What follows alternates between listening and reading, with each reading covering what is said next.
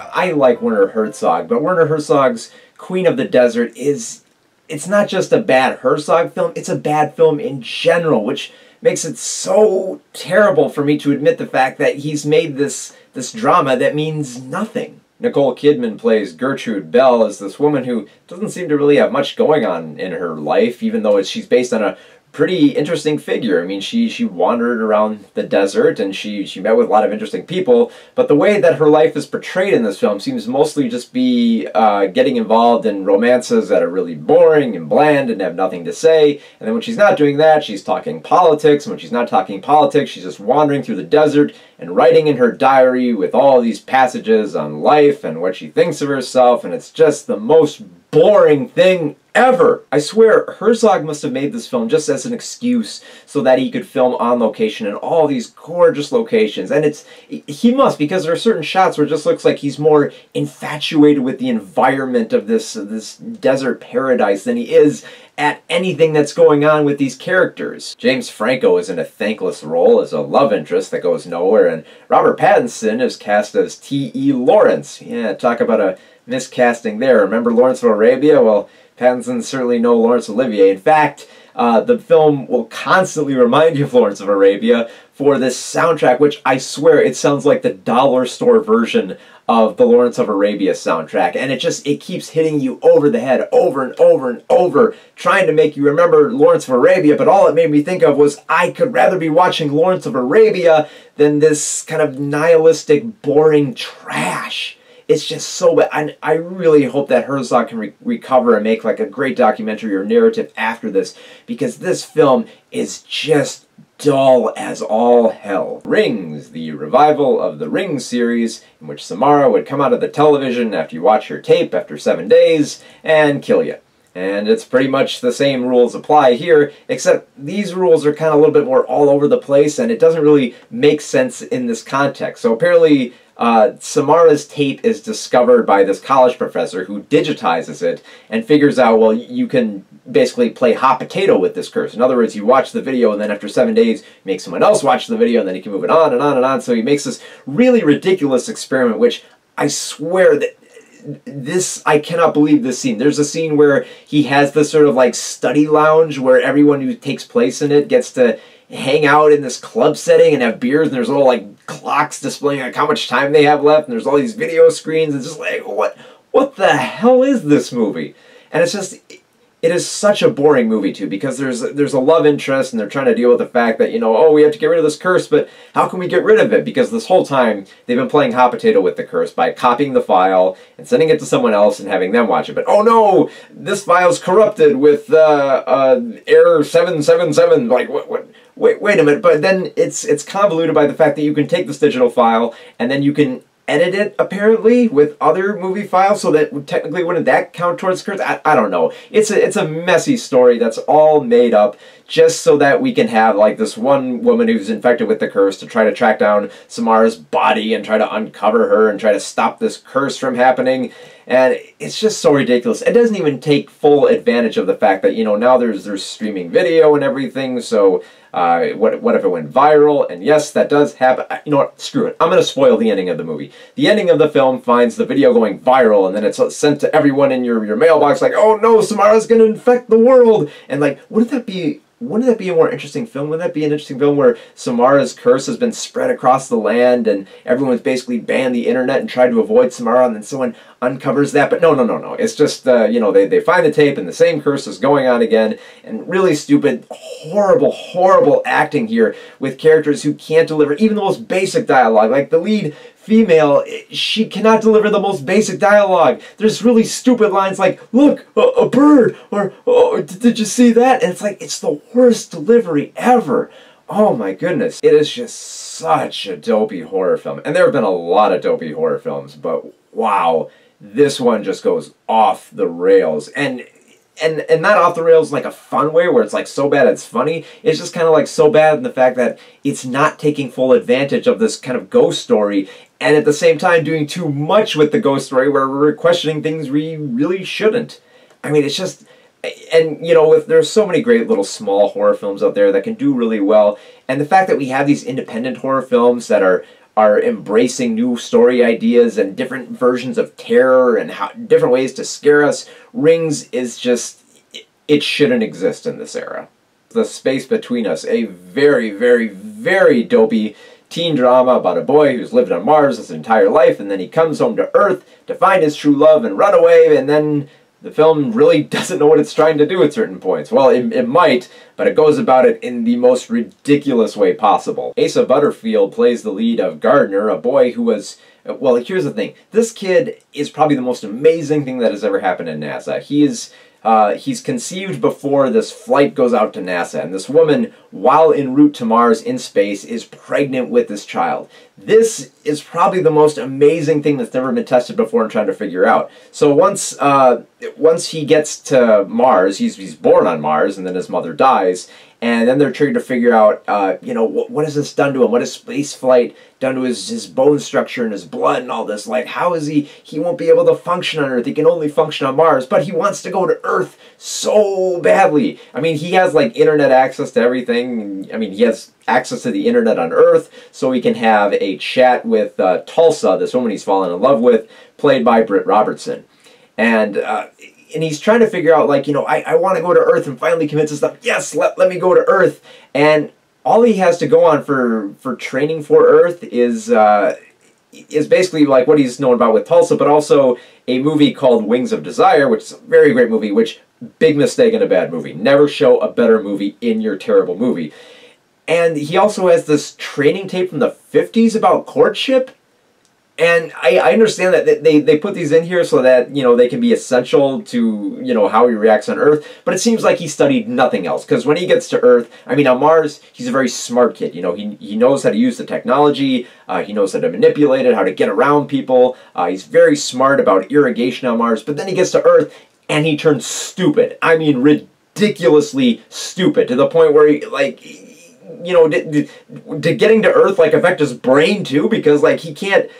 everything amazes him, and he has no idea what is going on at certain points. Like, there's a really stupid scene where he gets caught up in the rain, and he confesses to us, it's like, oh, I never knew rain before I came to Earth. It's like, you worked in irrigation on Mars. You know what water is. You're not that stupid. This film is just ridiculously bad at points. Like, they try to make these, they try to warp these characters to do all these ridiculous things. Like, apparently Tulsa, she knows how to pilot a plane, but she's not very good at, like, landing it. So once they get out of the plane, they crash land the plane in a barn, which explodes Michael Bay style.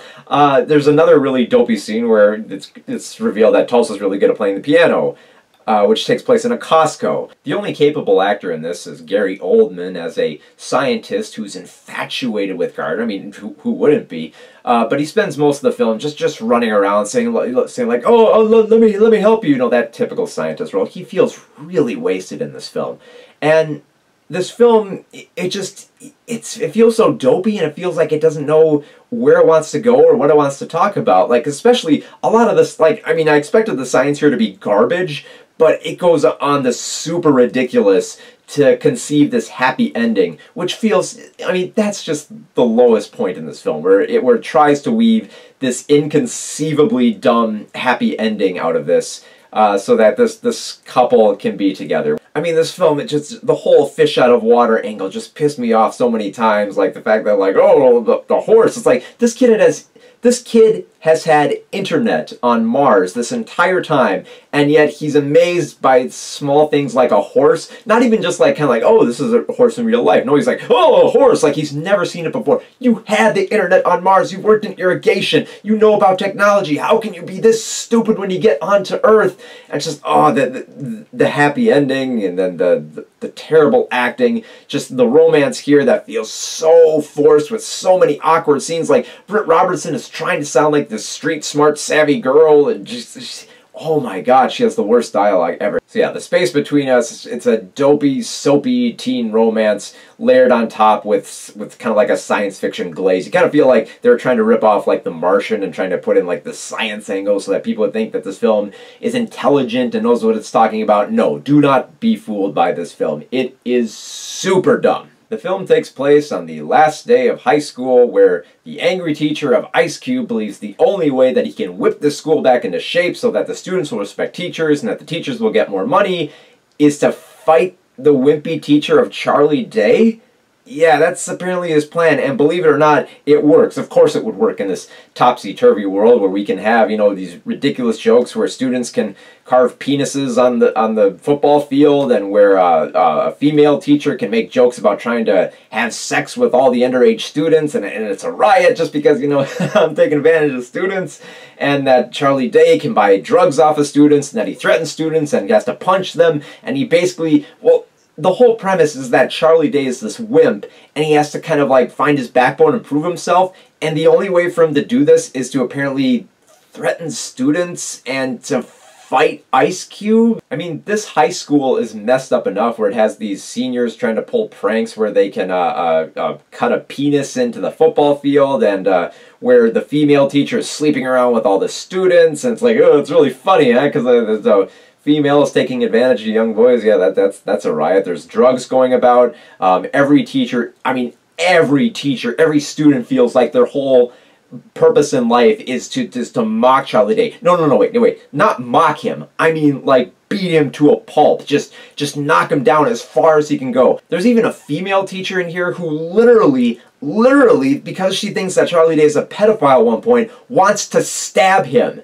And it's funny, I guess, because someone's going to kill Charlie Day. And the thing is, Charlie Day does not deserve this. I mean, he's a likable enough guy. I mean, he's doing his best in school. I mean, he wants to maintain his job so that he can have a nice life with his wife and child and a baby on the way. He just wants to have a decent life. But no, nobody will leave him alone in this world. So the only way that his life can work out is if he threatens students and beats up people and cusses and swears at everyone. It's like, where's this film's head? I mean, I understand it wants to be a raunchy comedy, but it's trying to film raunch as almost kind of like, you know, like a timely topic, like, you know, like this is the world we live in, and this is the way to get things done in this world. It's like, no, this is the childish, stupid way that a lot of people believe that, you know, that we can reform society. Like Ice Cube's whole thing is like, it's like, oh, no one's accountable anymore. Nobody takes issue. Nobody, like, and by the way, Ice Cube is such a cartoon in this. I mean, he is portrayed as such a cartoon character that there's one point where he basically just has to quote NWA because the movie is so desperate for comedy at certain points. I mean, this is just a vile, horrible film. It's a world, and you know, forget the high school at one point. It seems like the entire outside world is obsessed with this one fight that's going on in the school. It's like, is nothing else happening in this town? Like, seriously, the church knows about it, like the local news knows about it, they come there and they film the fight. Like, everything seems to depend on this one fight between Ice Cube and Charlie Day, to the point where it's like, oh my god. None of the jokes hit here. Most of the jokes that are not like inappropriate and out there and just vile and cynical are just dead. They just fall flat. I mean, how funny can a movie be when Charlie Day has to say the S word about like 10 times in 1 minute? I mean, this film, it seems like it's just desperate for comedy, and that's only because its premise is flawed right from the very beginning, especially because they want to have some sort of moral center to it to bring about a happy ending. No, this film does not earn its happy ending. It doesn't earn its morality, it doesn't earn its laughs, it doesn't earn its character. It is just such a horrible film to be within. The worst thing about this film is that I know there's going to be, for its like happy ending that it tries to weave, there are probably going to be some people who try to reason that, well, you know, it's a good film, you know, with its, even though it's very raunchy and, you know, they say some mean things and foul language, they do try to wrap it up with a moral and happy ending that tries to make a real point about society. And if you say that, you need to stop watching movies, because I do not want to live in a world where people look at this type of film and think, oh yeah, that's the way society should be. No, this is like the evil universe of our current setting. This is a world that this does not take place on Earth. This takes place on another planet, and I seriously hope that we never find this planet, because if we do, I want to blow it up. Baldwin's readings are narrated in the film by Samuel L. Jackson, and while he beautifully reads all these different passages that Baldwin had on thinking about race in America and his dealings with Malcolm X and Martin Luther King and how he viewed the movement and the Black Panthers and how he tried to figure out the current climate, there's really great direction here by Raoul Peck, where he showcases a lot of footage from the era, a lot of footage of James Baldwin, and draws comparisons to race relations now in America, and it's just skillfully directed and very, very thoughtful at times. It never feels like Baldwin is on one point in his writing. It always feels like he's trying to look at a bigger picture and trying to figure this all out, but at the same time being very emotionally driven and trying to figure out what's going on in America and how we can make race relations better, and if we even can improve race relations. There are a lot of different documentaries out there about race relations, a lot of recent documentaries out there, but I think this is definitely one to check out, just because I think it does tap into the mind of somebody who had a lot to say about race relations. There are a lot of recent documentaries out there about race relations in America, but I think this one is probably the most important, only because it comes from one person's perspective from many years ago who's passed on, and his writings are so good and they're so thoughtful and have a lot to say and a lot to think about. I think that makes it probably one of the most important documentaries of the year. John Wick 2, a very stellar and stylish and gritty and intense sequel to 2014's John Wick, once again starring Keanu Reeves in the lead. Now, if you'll remember from the first film, Keanu Reeves was a hitman who left the business but decided to get back into killing when some mobsters broke into his house and stole his car and killed his dog. Well, that's not going to stand. Well, we got to stop that. And in John Wick 2, he finds himself going back to get his car, but then a shadowy figure from his past has come back to collect, and he is not going to stop until John Wick has paid the price, so he's out to kill John Wick. And so John Wick decides, well, again, I'm not going to take that again. So he picks up his weapons and goes on the hunt once more. Now, this all sounds like a typical setup for an action film. Someone wants revenge and they go out and they get it and they shoot up people. But this film is so expertly assembled that it soars past just being a typical action film. The dialogue is perfect here. There's a moment where after John Wick has killed somebody, he walks out and there's a hitman there who is working for the person he just killed. And the thing is, John Wick, he's known this guy before, and their dialogue is very quick and to the point. It's very like, oh, hey, John Wick, where you been? It's like, oh, I've been around. It's like, oh, are you working tonight? Yeah. And the chase proceeds from there, because we don't need any more dialogue than that. No, it's straight to the point. We know what's happening. Much like the first film, there are some knowing moments of comedy. At one point, there's, in the chase with the hitman, John Wick, they end up fighting into a hotel that's accustomed to hitmen. There's like, guys, you can't fight here. There's some interesting rules of this hitman world.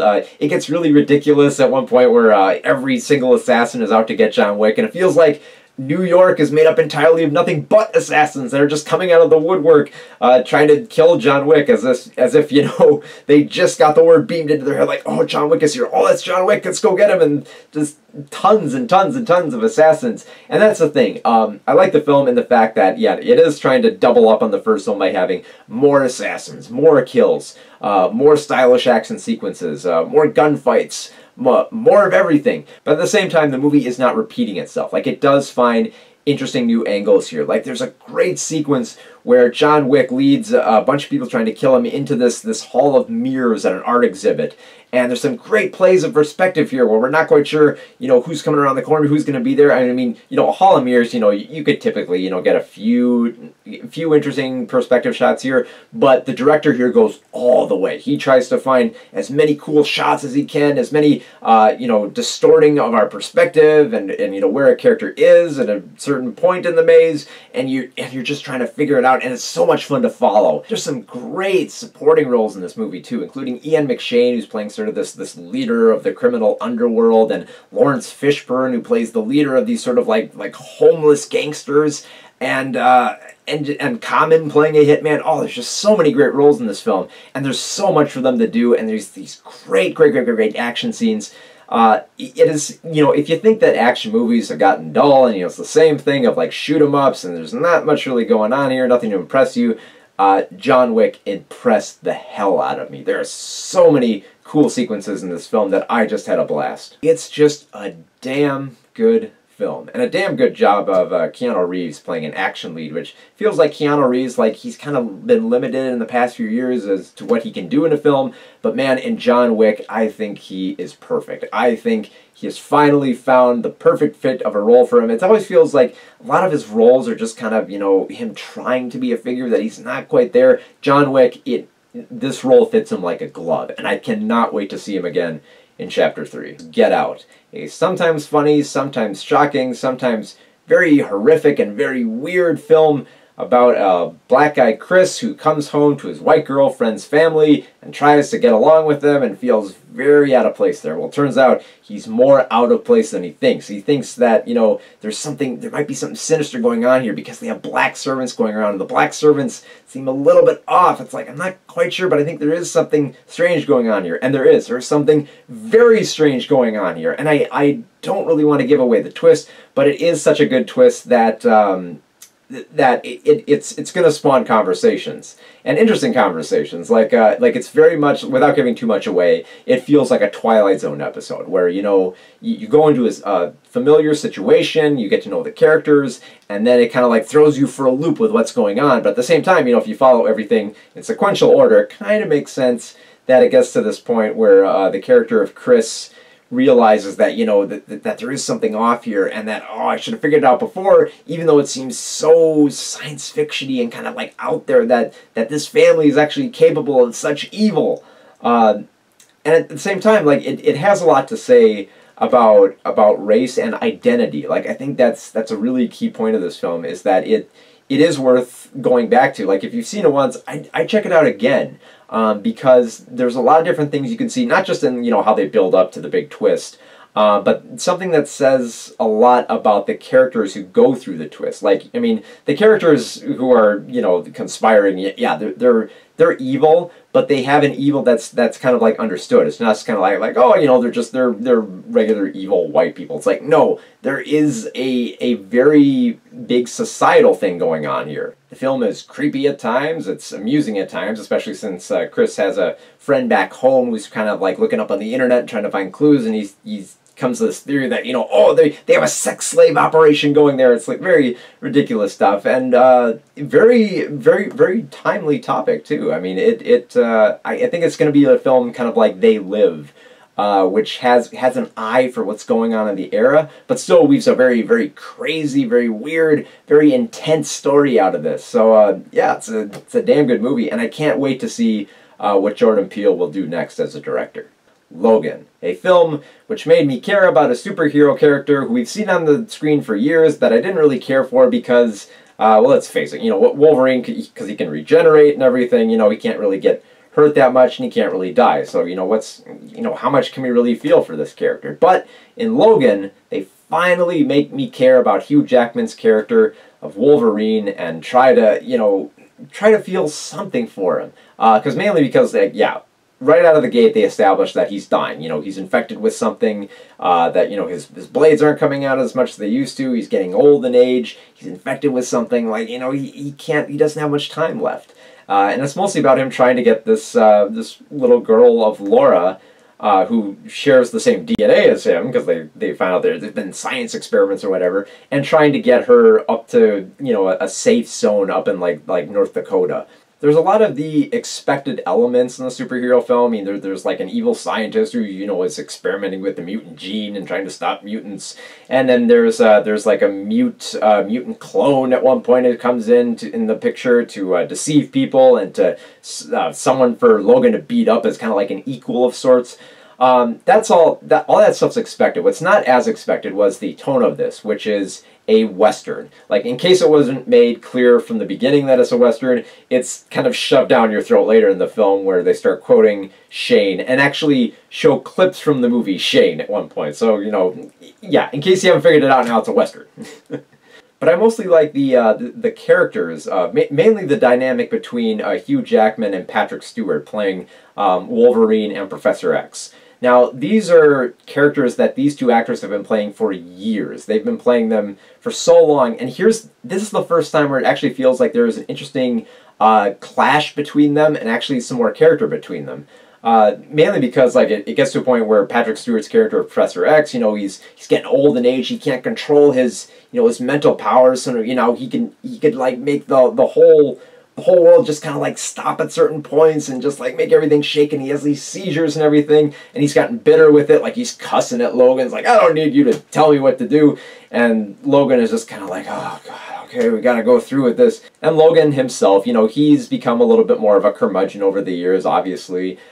He wants to escape with Professor X, and he's very hesitant about helping Laura. He doesn't really want to help anyone at this point. He's just become such a loner of a character, and yet he's compelled to do the right thing after a little bit more convincing from Professor X. Now, of course, the biggest draw is that it's an R-rated superhero film, but it feels fittingly R here. Like, it doesn't feel like it's just an excuse for Logan to bring out the claws and finally, stab people through the face and rip out guts and make blood flow and everything like that. It feels like it actually has a lot more to say in this film about, what Logan wants to do with his life, how the world's changed. I love how they set up the world too. Like, it's supposed to take place in the future, but it's not like, that super futuristic style with like flying cars and big skyscrapers, lots of robots everywhere. There's just a few little advancements to a point where you could believe that this does take place in the future. The action sequences in this are intense. Like, it gets very, very bloody and gory at times, and very emotional. Like, I mean, when we get towards the end where it gets to that big bloody finale,